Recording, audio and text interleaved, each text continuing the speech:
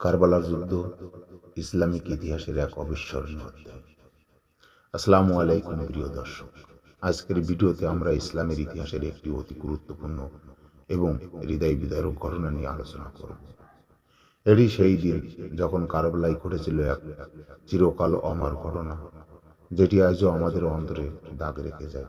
হ্যাঁ, আজ আমরা জানব কারবালার যুদ্ধ এবং এর সাথে জড়িত মহান মহামানব ইমাম হুসাইন আলাইহিসসালামের অবিস্মরণীয় ত্যাগের কথা। এটি 61 হিজরি বা 680 খ্রিস্টাব্দের এক রক্তাক্ত দিন। কারবালার মাঠে সংঘটিত হয়েছিল ইসলামের ইতিহাসের একটি সবচেয়ে কলঙ্কিত যুদ্ধ, যা ছিল সত্য এবং ন্যায়ের পক্ষে এটি একটি চূড়ান্ত সংগ্রাম। ইমাম আলী আলাইহিসসালাম এর শহীদ হওয়ার পর ইমাম হুসাইন আলাইহিসসালাম তার পরিবারের ও অনুসারীদের সঙ্গে মদিনা থেকে কুফার উদ্দেশ্যে যাত্রা করেন।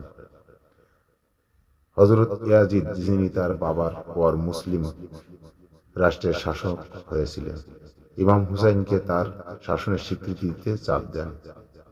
কিন্তু ইমাম হুসাইন আলাইহিসসালাম তার নৈতিকতা, ধর্মীয় মূল্যবোধ এবং ইসলামের প্রতি অবিচল থাকার কারণে ইয়াজিদের শাসন মেনে নেননি।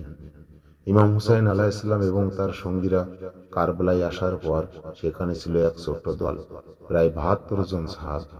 কিন্তু তারা সবাই নিজেদের জীবনকে বাজি রেখে ইয়াজিদের বাহিনীর বিরুদ্ধে দাঁড়িয়েছিলেন। এই যুদ্ধ ছিল শুধু শাসনের জন্য নয়, এটি ছিল সত্য, ন্যায় এবং ইসলামিক আদর্শের জন্য এক মহাযুদ্ধ।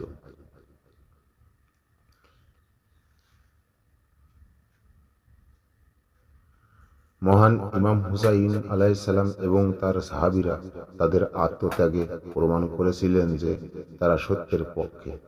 যদিও তারা সংখ্যায় কম ছিল, তবে তাদের মনে ছিল অদম্য সাহস। কারবালার যুদ্ধ ছিল ন্যায় এবং অন্যায়ের মধ্যকার এক অমীমাংসিত সংগ্রাম। ইমাম হুসাইন আলাইহিসসালামের শাহাদাত। যুদ্ধের শেষ দিকে ইমাম হুসাইন আলাইহিসসালাম শহীদ হন, তবে তার ত্যাগের ফলে ইসলামের মর্ম এবং মূল্যবোধ চিরকাল অক্ষুণ্ণ থাকে। তিনি এক শাসকের চাপের মুখে ইসলামের নীতি ছাড়েননি এবং সত্যের পক্ষে নিজের জীবন উৎসর্গ করেছেন।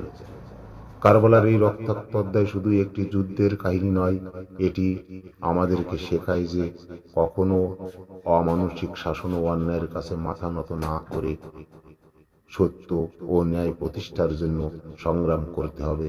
ইমাম হুসাইন আলাইহিসসালাম তার আত্মত্যাগ আমাদের সবাইকে জাগ্রত করে, আমাদেরকে শিক্ষা দেয় যে কোনো পরিস্থিতিতেই সত্যের পথে চলতে হবে।